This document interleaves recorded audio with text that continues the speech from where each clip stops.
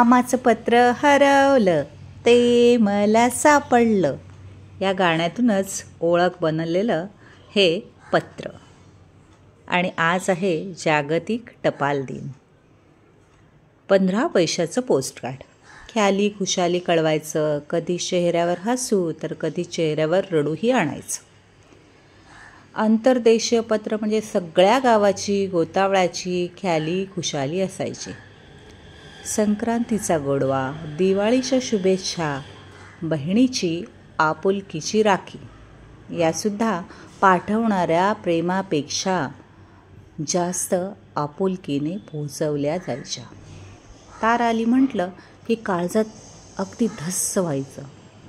मुलाखतीचं बोलवणं, नोकरीवर हजर व्हा, मुलगा मुलगी नात नातू झाले असे संदेश पण असायचे.